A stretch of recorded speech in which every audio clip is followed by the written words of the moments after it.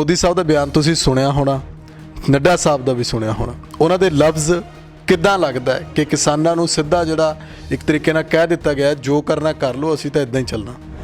ਅਸੀਂ ਪਿੰਡਾਂ 'ਚ ਜਾਵਾਂਗੇ, ਸਾਨੂੰ ਪਿੰਡਾਂ 'ਚ ਗੁਰਜੀਤ ਗਰੇਵਾਲ ਨੂੰ ਜਦੋਂ ਰਾਜਪੁਰੇ ਉਹਦੀ ਡਿਸਟਰਬ ਕੀਤੀ ਕਿਸਾਨਾਂ ਨੇ, ਜਿਹੜਾ ਕਿ ਸਾਡਾ ਤੈਅਸ਼ੁਦਾ ਪ੍ਰੋਗਰਾਮ ਹੈ ਕਿ ਇਹਨਾਂ ਨੂੰ ਕਦੇ ਵੜਨ ਨਹੀਂ ਦੇਣਾ, ਇਹਨਾਂ ਦਾ ਰਾਜਨੀਤਿਕ ਬਾਈਕਾਟ ਕਰਨਾ ਹੈ। ਜਦੋਂ ਇਹ ਗੱਲ ਮੋਦੀ ਸਾਹਿਬ ਤੇ ਨੱਡਾ ਸਾਹਿਬ ਦੀ ਕਿਸਾਨਾਂ ਵਿੱਚ ਪਹੁੰਚੀ, ਤੁਸੀਂ ਕਿਸਾਨਾਂ ਨੂੰ ਜ਼ਮੀਨੀ ਲੈਵਲ ਤੇ ਜਾ ਕੇ ਤੁਸੀਂ ਤਾਂ ਵਿੱਚ ਰਹਿੰਦੇ ਹੋ, ਉਹਨਾਂ ਨੂੰ ਮਿਲੇ, ਕਿਸਾਨਾਂ ਦਾ ਰਿਐਕਸ਼ਨ ਕਿਸ ਤਰ੍ਹਾਂ ਦਾ?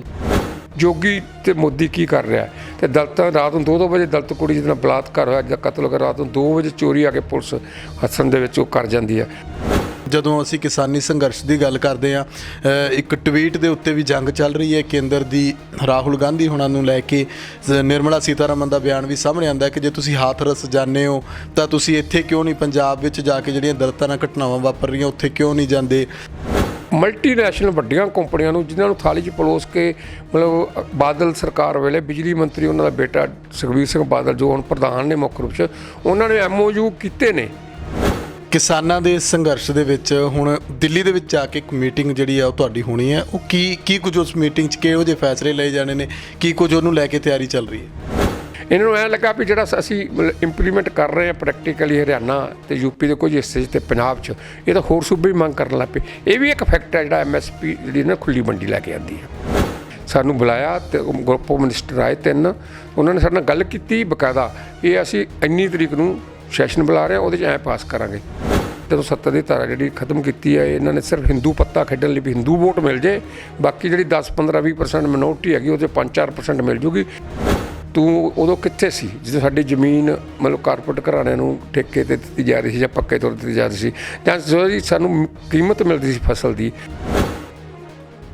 ਸਤਿ ਸ਼੍ਰੀ ਅਕਾਲ, ਤੁਸੀਂ ਲੋਕਰੰਜ ਚੈਨਲ ਪੰਜਾਬੀ ਦੇਖ ਰਹੇ ਹੋ, ਮੈਂ ਤੁਹਾਡੇ ਨਾਲ ਸੁਖਵਿੰਦਰ ਸਿੰਘ। ਕਿਸਾਨਾਂ ਦਾ ਸੰਘਰਸ਼ ਲਗਾਤਾਰ ਜਾਰੀ ਹੈ, ਪਰ ਪ੍ਰਧਾਨ ਮੰਤਰੀ ਮੋਦੀ ਸਾਹਿਬ ਤੇ ਭਾਜਪਾ ਦੇ ਕੌਮੀ ਪ੍ਰਧਾਨ JP ਨੱਡਾ ਜਦੋਂ ਬਿਆਨ ਦਿੰਦੇ ਨੇ ਤਾਂ ਕਿਤੇ ਨਾ ਕਿਤੇ ਕਿਸਾਨਾਂ ਦੇ ਅੰਦਰ ਜਿਹੜੀ ਉਹ ਨਾਰਾਜ਼ਗੀ ਜਿਹੜੀ ਹੈ, ਇੱਕ ਗੁੱਸੇ ਦੀ ਲਹਿਰ ਵੀ ਉਹ ਸਾਹਮਣੇ ਆ ਰਹੀ ਹੈ। ਕਿਸਾਨ ਕੀ ਕੁਝ ਸੋਚਦੇ ਨੇ, ਸਰਕਾਰਾਂ ਜੋ ਕੁਝ ਫੈਸਲੇ ਲੈਂਦੀਆਂ ਨੇ ਉਸ ਨੂੰ ਲੈ ਕੇ ਵਿਰੋਧਤਾ ਵੀ ਲਗਾਤਾਰ ਜਾਰੀ ਹੈ। ਦਿੱਲੀ ਦੇ ਵਿੱਚ ਵੀ ਅਗਲੇ ਸਮੇਂ ਦੇ ਵਿੱਚ ਕਿਸਾਨਾਂ ਵੱਲੋਂ ਇੱਕ ਮੀਟਿੰਗ ਸੱਦੀ ਗਈ ਹੈ, ਉਸ ਉੱਤੇ ਵੀ ਅਸੀਂ ਗੱਲਬਾਤ ਕਰਾਂਗੇ। ਪੰਜਾਬ ਦੇ ਵਿੱਚ ਕਿਸ ਤਰ੍ਹਾਂ ਦਾ ਕਿਸਾਨੀ ਸੰਘਰਸ਼ ਇਸ ਵੇਲੇ ਚੱਲ ਰਿਹਾ, ਅਗਲੀ ਰਣਨੀਤੀ ਕੀ ਕੁਝ ਹੈ, ਉਸ ਉੱਤੇ ਵੀ ਅਸੀਂ ਗੱਲਬਾਤ ਕਰਾਂਗੇ। ਮੇਰੇ ਨਾਲ ਇਸ ਵੇਲੇ ਭਾਰਤੀ ਕਿਸਾਨ ਯੂਨੀਅਨ ਡਕੌਂਦਾ ਦੇ ਸੂਬਾ ਜਨਰਲ ਸਕੱਤਰ ਜਗਮੋਹਨ ਸਿੰਘ ਮੌਜੂਦ ਨੇ। ਜਗਮੋਹਨ ਸਿੰਘ ਜੀ, ਤੁਹਾਡਾ ਸਵਾਗਤ ਹੈ। ਧੰਨਵਾਦ ਜੀ ਤੁਹਾਡਾ ਵੀ ਜਿਹੜਾ ਮੌਕਾ।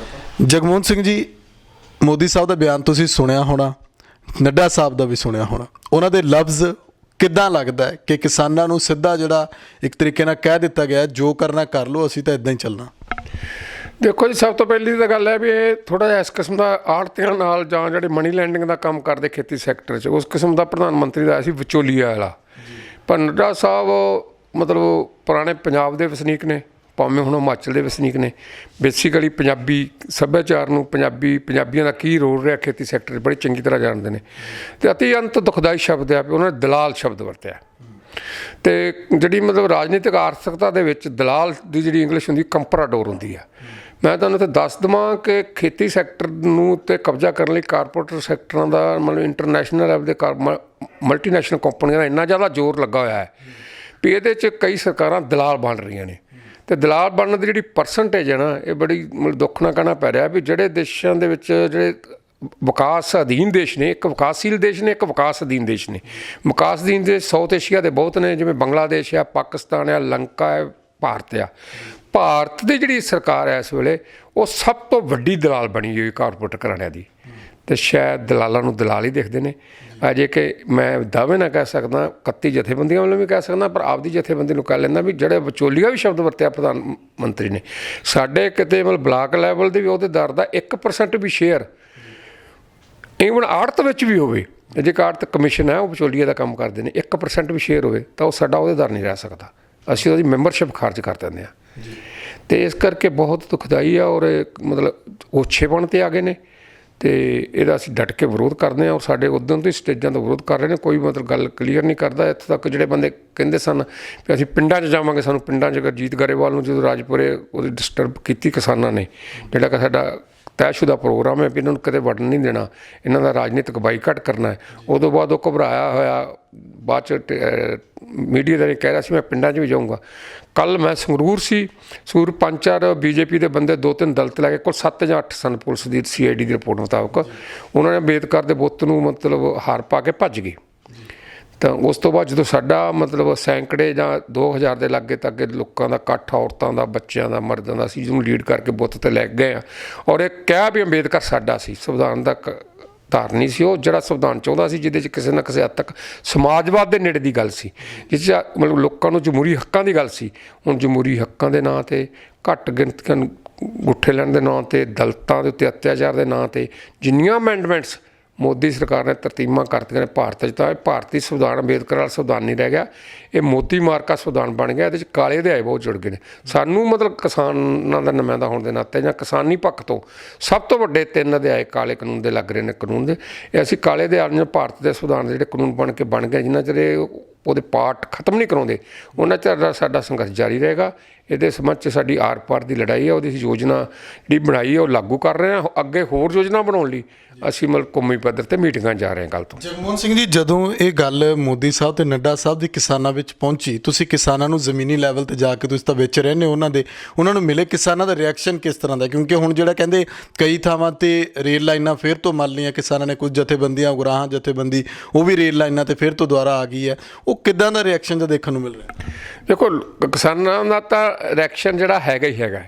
ਕਿਸਾਨ ਖੇਤ ਮਜ਼ਦੂਰਾਂ ਦਾ ਰਿਐਕਸ਼ਨ ਕਿੰਨਾ, ਖੇਤੀ ਨਾਲ ਸੰਬੰਧਿਤ ਜਿਵੇਂ ਮਤਲਬ ਹੋਰ ਹੈਗੇ ਨੇ, ਪੱਲੇਦਾਰ ਨੇ ਜਾਂ ਮੰਡੀ 'ਚ ਮਜ਼ਦੂਰ ਨੇ, ਉਹਨਾਂ ਦਾ ਰਿਐਕਸ਼ਨ ਕੈਸਾ। ਇਸ ਤੋਂ ਬਿਨਾਂ ਆਮ ਲਕਾਈ ਦਾ, ਚਾਹੇ ਸ਼ਹਿਰੀ ਵਪਾਰੀ ਆ, ਚਾਹੇ ਚੈਂਬਰ ਆਫ ਕਮਰਸ ਵਾਲੇ ਨੇ ਜਾਂ ਦੂਜੇ ਤੀਜੇ, ਉਹਨਾਂ ਦਾ ਰਿਐਕਸ਼ਨ ਇੰਨਾ ਮਤਲਬ ਜ਼ਬਰਦਸਤ ਹੈ ਔਰ ਸਾਡੇ ਪ੍ਰਤੀ ਹਮਦਰਦੀ ਆ, ਜਾਂ ਸਾਡੀ ਘੋਲ ਦੇ ਵਿੱਚ ਸ਼ਾਮਲ ਹੋ ਰਹੇ ਨੇ ਜਾਂ ਸਾਡੀ ਸਹਾਇਤਾ ਕਰ ਰਹੇ ਨੇ।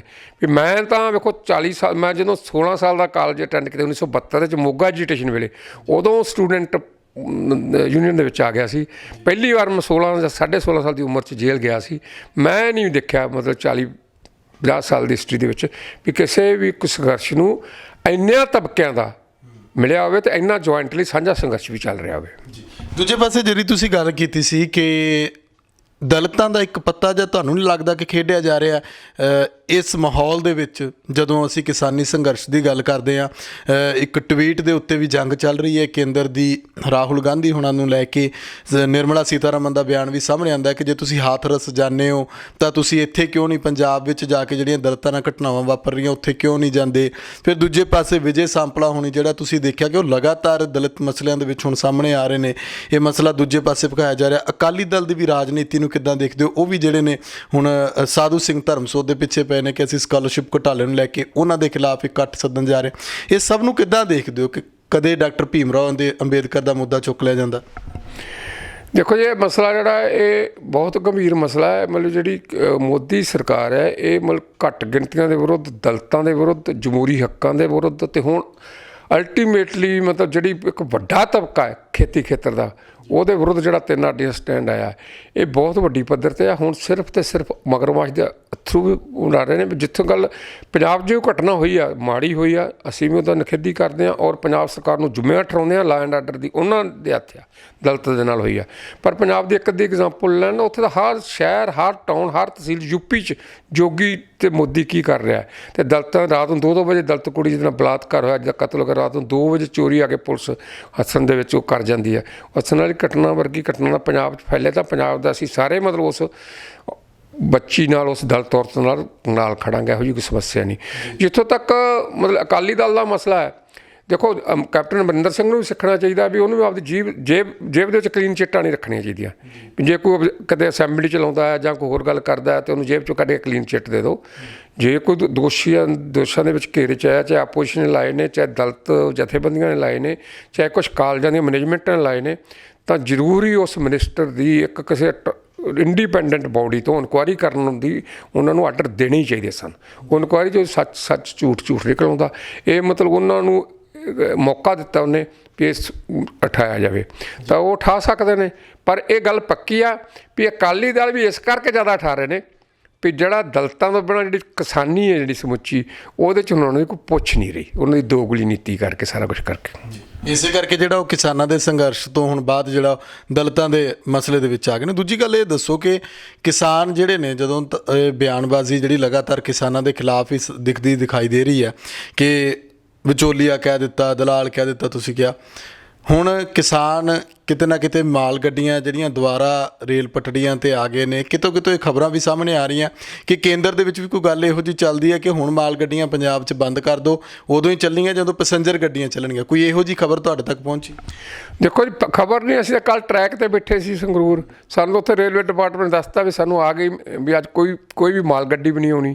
ਅਸੀਂ ਪੁੱਛਿਆ ਕਿਉਂ ਨਹੀਂ ਆਉਣੀ, ਬਾਅਦ 'ਚ ਪੰਜਾਬ ਸਰਕਾਰ ਦੇ ਕਿਸੇ ਨੁਮਾਇੰਦੇ ਨਾਲ ਮੇਰੀ ਫੋਨ 'ਤੇ ਵੀ ਗੱਲ ਹੋਈ, ਉਹਨੇ ਇਹ ਕਿਹਾ ਵੀ ਉਸ ਰੇਲਵੇ ਡਿਪਾਰਟਮੈਂਟ ਨੇ ਕਹਿਤਾ ਵੀ ਜਿੰਨਾ ਚਿਰ ਮਤਲਬ ਇਹ ਸਾਰੇ ਟਰੈਕ ਬਿਲਕੁਲ ਖਾਲੀ ਨਹੀਂ ਕਰਦੇ। ਦੇਖੋ, ਕਿਸੇ ਵੀ ਸੰਘਰਸ਼ੀਲ ਜਥੇਬੰਦੀ ਦਾ ਆਪਦਾ ਇੰਡੀਪੈਂਡੈਂਟ ਪ੍ਰੋਗਰਾਮ ਹੁੰਦਾ ਹੈ। ਜੇ BKU ਏਕਤਾ ਅਗਰਾਹਾਂ ਨੇ, ਉਹਨਾਂ ਨੇ ਕੋਈ ਮਤਲਬ ਮਲਟੀਨੈਸ਼ਨਲ ਵੱਡੀਆਂ ਕੰਪਨੀਆਂ ਨੂੰ ਜਿਨ੍ਹਾਂ ਨੂੰ ਥਾਲੀ 'ਚ ਪਲੋਸ ਕੇ ਮਤਲਬ ਬਾਦਲ ਸਰਕਾਰ ਵੇਲੇ ਬਿਜਲੀ ਮੰਤਰੀ ਉਹਨਾਂ ਦਾ ਬੇਟਾ ਸੁਖਬੀਰ ਸਿੰਘ ਬਾਦਲ ਜੋ ਹੁਣ ਪ੍ਰਧਾਨ ਨੇ ਮੁੱਖ ਰੂਪ 'ਚ, ਉਹਨਾਂ ਨੇ MOU ਕੀਤੇ ਨੇ ਪਾਵਰ ਕਾਰਪੋਰੇਸ਼ਨ ਵੱਲੋਂ, ਪੰਜਾਬ ਸਰਕਾਰ ਵੱਲੋਂ, ਉਹਦੇ 'ਚ ਮਤਲਬ ਬਹੁਤ ਖੁੱਲ੍ਹਾਂ ਦਿੱਤੀਆਂ ਨੇ, ਬਹੁਤ ਛੋਟਾਂ ਦਿੱਤੀਆਂ, ਜਿਹਦੇ ਕਰਕੇ ਸਾਨੂੰ ਬਿਜਲੀ ਮਹਿੰਗੀ ਲੈਣੀ ਪੈ ਰਹੀ ਹੈ। ਉਹਦੇ ਵਿਰੁੱਧ ਪ੍ਰੋਟੈਸਟ ਜੇ ਉਹਨਾਂ ਨੇ ਸ਼ੁਰੂ ਕਰ ਲਿਆ ਅਤੇ ਇੱਕ ਲਿੰਕ ਜਿਹੜੀ ਲਾਈਨ ਜਿਹੜੀ ਉਹਦੇ ਵਿੱਚ ਵੜਦੀ ਹੈ ਥਰਮਲ 'ਚ, ਉਹ 2 ਥਾਵਾਂ 'ਤੇ ਬੰਦ ਕੀਤੀ ਹੈ।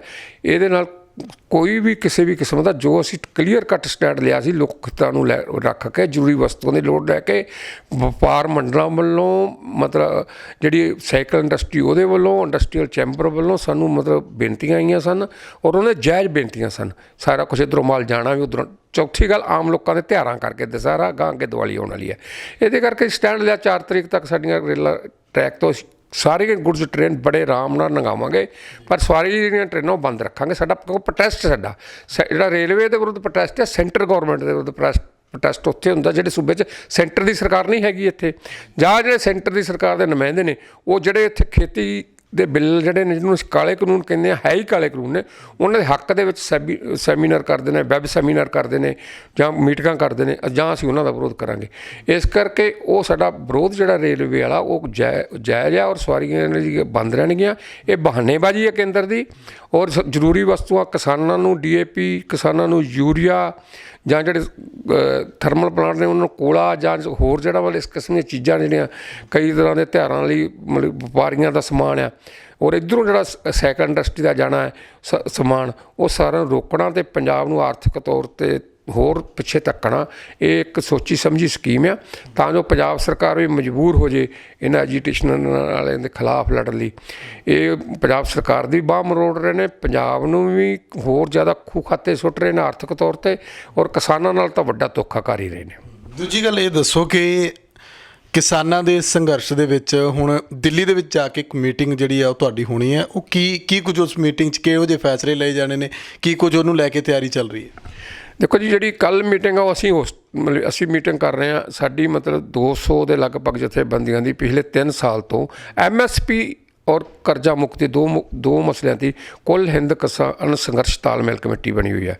ਅਸੀਂ ਪੰਜਾਬ 'ਚੋਂ ਅਲੱਗ-ਅਲੱਗ ਜਥੇਬੰਦੀਆਂ ਨੁਮਾਇੰਦਗੀ ਕਰਦੇ 3 ਵਰਕਿੰਗ ਗਰੁੱਪ ਮੈਂਬਰ ਹਾਂ, ਜਿਸ 'ਚ ਮੈਂ ਵੀ ਇੱਕ ਵਰਕਿੰਗ ਗਰੁੱਪ ਮੈਂਬਰ ਹਾਂ। ਉਸ ਵਰਕਿੰਗ ਗਰੁੱਪ ਦੀ ਮੀਟਿੰਗ ਅਸੀਂ ਕੱਲ੍ਹ ਨੂੰ ਕਰ ਰਹੇ ਹਾਂ, ਪਲਾਨ ਕਰ ਲਈ, ਕਿਉਂਕਿ ਅਸੀਂ ਹੋਰ ਬਹੁਤ ਸਾਰੀਆਂ ਜਥੇਬੰਦੀਆਂ ਜਿਹੜੀਆਂ ਨੈਸ਼ਨਲ ਲੈਵਲ ਦੀਆਂ ਵੱਡੀਆਂ ਜਥੇਬੰਦੀਆਂ ਜਾਂ ਨੈਸ਼ਨਲ ਲੈਵਲ ਦੀ ਕਿਸੇ ਨਾ ਕਿਸੇ ਕੋਆਰਡੀਨੇਸ਼ਨ 'ਚ ਨੇ, ਇਸ ਲਈ 100 ਆਰਗੇਨਾਈਜੇਸ਼ਨ ਨੂੰ ਮਤਲਬ ਉਹਦੇ 'ਚ ਇਨਵਾਈਟ ਕੀਤਾ ਹੈ। ਹੋਸਟ ਕੁੱਲ ਹਿੰਦ ਕਿਸਾਨ ਸੰਘਰਸ਼ ਤਾਲਮੇਲ ਕਮੇਟੀ ਹੋਸਟ ਆ।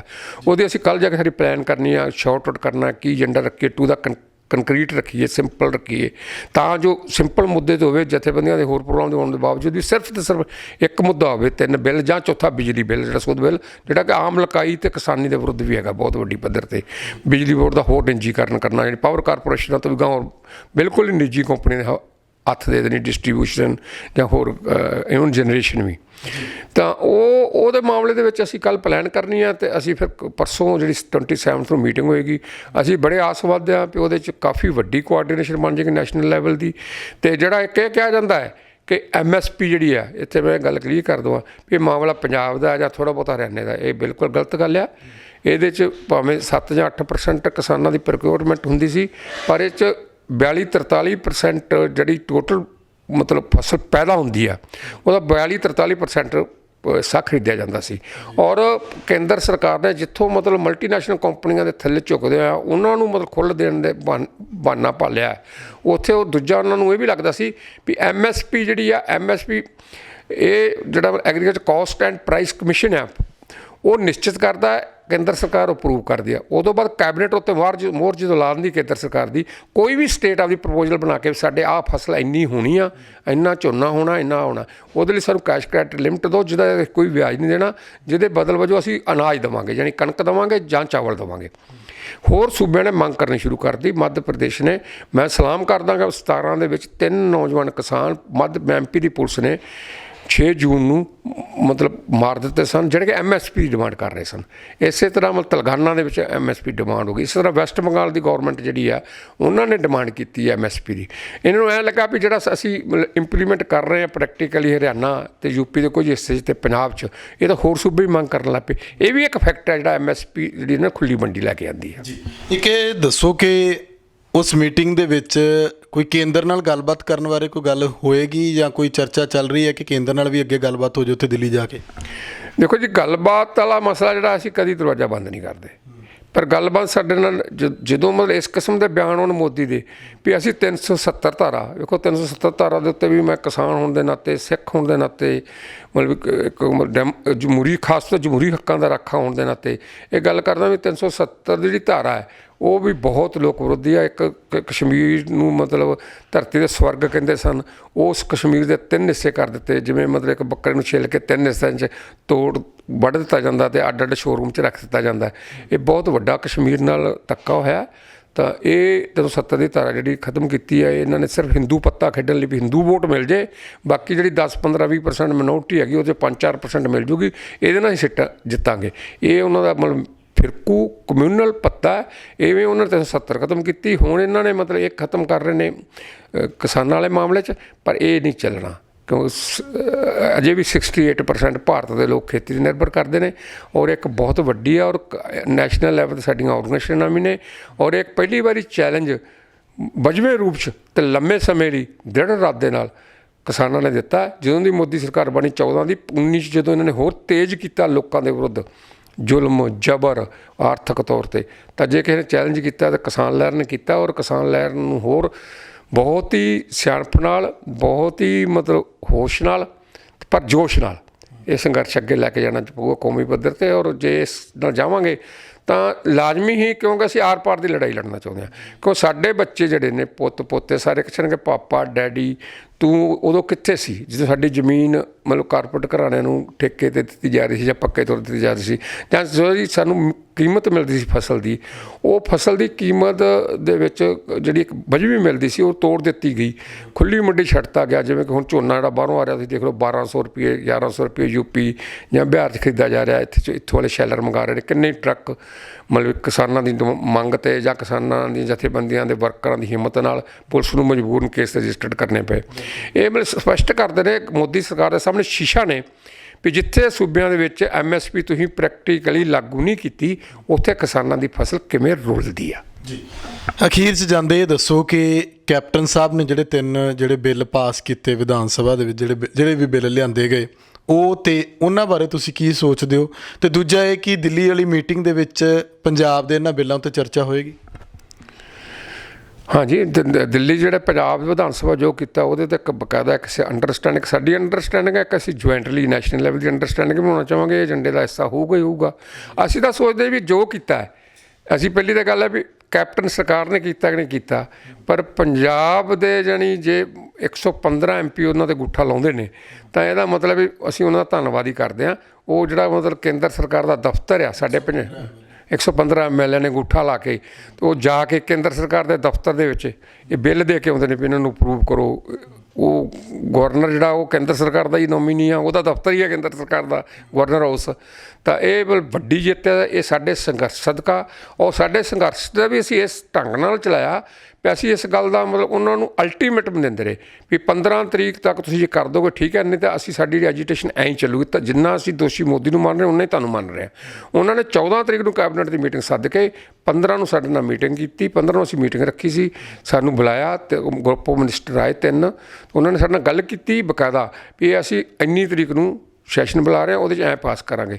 ਅਸੀਂ ਇਸ ਗੱਲ 'ਤੇ ਇਤਬਾਰ ਨਹੀਂ ਕੀਤਾ। ਜਦੋਂ ਉਹਨਾਂ ਨੇ ਸੈਸ਼ਨ ਸੱਦ ਲਿਆ, ਅਸੀਂ ਉਸ ਦਿਨ ਦੀ ਮੀਟਿੰਗ ਉਸ ਤੋਂ ਅਗਲੇ ਦਿਨ ਦੀ ਮੀਟਿੰਗ ਰੱਖ ਲਈ। ਪਰ ਸੈਸ਼ਨ ਜੋ 2 ਦਿਨ ਦਾ ਕਰਤਾ ਅਸੀਂ 1 ਦਿਨ ਹੋਰ ਐਕਸਟੈਂਡ ਕਰਤੀ। ਅਸੀਂ ਉਦੋਂ ਕੀਤੀ ਜਦੋਂ ਅਸੀਂ ਦੇਖ ਲਿਆ ਵੀ ਕੁੱਲ ਮਿਲਾ ਕੇ ਪਹਿਲਾਂ ਇਹਨਾਂ ਦਾ ਮਤਾ ਬਹੁਤ ਵਧੀਆ, ਤਿੰਨੇ ਕਾਨੂੰਨਾਂ ਦੇ ਵਿਰੁੱਧ ਸਾਰਾ ਕੁਝ ਵਿਰੁੱਧ, ਉਦੋਂ ਬਾਅਦ ਉਹਦੇ 'ਚ ਕੁਝ ਕਾਨੂੰਨੀ ਬਰੀਕੀਆਂ ਦੇ ਤੌਰ 'ਤੇ ਹੋ ਸਕਦਾ, ਪਰ ਸੈਂਟਰ ਸਟੇਟ ਰਿਲੇਸ਼ਨ ਦੇ ਵਿੱਚ ਜਿਹੜਾ ਇਹਨੇ ਤੀਰਾ ਕਤਲ ਕੀਤਾ, ਜੇ ਸੂਬਿਆਂ ਦੇ ਅਧਿਕਾਰ ਵੀ ਇਹਨਾਂ ਬਿੱਲਾਂ ਦੇ ਰਾਹੀਂ ਮਤਲਬ ਗਲਾ ਕੁੱਟਿਆ, ਸੂਬੇ ਦੇ ਅਧਿਕਾਰਾਂ ਦੀ ਗੱਲ ਮਤਲਬ 115 MLA ਨੇ ਕੀਤੀ ਹੈ ਵਿਧਾਨ ਸਭਾ ਦੇ ਵਿੱਚ। ਇਹ ਲਈ ਸਾਨੂੰ ਇਹਦਾ ਵੈਲਕਮ ਕਰਨਾ ਚਾਹੀਦਾ ਕੁਛ ਊਣਤਾਈਆਂ ਦੇ ਬਾਵਜੂਦ ਵੀ। ਜੀ ਸ਼ੁਕਰੀਆ ਜਗਮੋਹਨ ਸਿੰਘ ਜੀ। ਸੋ ਸਾਡੇ ਨਾਲ ਮੌਜੂਦ ਸਨ ਭਾਰਤੀ ਕਿਸਾਨ ਯੂਨੀਅਨ ਡਕੌਂਦਾ ਦੇ ਸੂਬਾ ਜਨਰਲ ਸਕੱਤਰ ਸਰਦਾਰ ਜਗਮੋਹਨ ਸਿੰਘ, ਜਿਨ੍ਹਾਂ ਨੇ ਦੱਸਿਆ ਕਿ ਕਿਸ ਤਰੀਕੇ ਦੇ ਨਾਲ ਦਿੱਲੀ ਦੇ ਵਿੱਚ ਮੀਟਿੰਗ ਹੋਣ ਜਾ ਰਹੀ ਹੈ। ਉਸ ਦੇ ਵਿੱਚ ਵੀ ਜਿਹੜਾ ਉਹ ਪੰਜਾਬ ਦੇ ਜਿਹੜੇ ਬਿੱਲ ਵਿਧਾਨ ਸਭਾ ਦੇ ਵਿੱਚ ਖੇਤੀ ਨੂੰ ਲੈ ਕੇ ਪਾਸ ਕੀਤੇ ਗਏ ਨੇ ਉਹਦੇ ਉੱਤੇ ਚਰਚਾ ਹੋਏਗੀ। ਦੂਜੀ ਗੱਲ ਇਹ ਕਿ ਮੋਦੀ ਸਾਹਿਬ ਜੋ ਕੁਝ ਕਹਿ ਰਹੇ ਨੇ, ਭਾਜਪਾ ਦੇ ਕੌਮੀ ਪ੍ਰਧਾਨ ਨੱਡਾ ਸਾਹਿਬ ਜੋ ਕੁਝ ਕਹਿ ਰਹੇ ਨੇ, ਉਸ ਦੇ ਨਾਲ ਕਿਸਾਨ ਜਿਹੜੇ ਨੇ ਉਸ ਨਾਲ ਕਿਸਾਨਾਂ ਦੇ ਵਿੱਚ ਕਾਫੀ ਰੋਸ ਹੈ, ਗੁੱਸੇ ਦੀ ਲਹਿਰ ਹੈ। ਇਹ ਸੰਘਰਸ਼ ਜਿਹੜਾ ਉਹ ਇਸੇ ਤਰ੍ਹਾਂ ਚੱਲਦਾ ਰਹੇਗਾ ਜਦੋਂ ਤੱਕ ਖੇਤੀ ਕਾਨੂੰਨ ਰੱਦ ਨਹੀਂ ਹੁੰਦੇ। ਅਗਲੇ ਸਮੇਂ ਦੇ ਵਿੱਚ ਕੀ ਕੁਝ ਨਿਕਲ ਕੇ ਸਾਹਮਣੇ ਆਉਂਦਾ ਉਸ ਉੱਤੇ ਵੀ ਸਾਡੀ ਨਜ਼ਰ ਰਹੇਗੀ। ਤੁਸੀਂ ਇਸ ਬਾਰੇ ਆਪਣੇ ਵਿਚਾਰ ਕਮੈਂਟ ਕਰਕੇ ਜ਼ਰੂਰ ਰੱਖਿਓ ਕਿ ਤੁਹਾਨੂੰ ਇਹ ਪ੍ਰੋਗਰਾਮ ਕਿਸ ਤਰ੍ਹਾਂ ਦਾ ਲੱਗਿਆ। ਮੈਨੂੰ ਸੁਖਵਿੰਦਰ ਸਿੰਘ ਨੂੰ ਇਜਾਜ਼ਤ ਦਿਓ। ਲੋਕ ਰਾਜ ਚੈਨਲ ਪੰਜਾਬੀ ਨੂੰ ਸਬਸਕ੍ਰਾਈਬ ਕਰੋ। ਧੰਨਵਾਦ।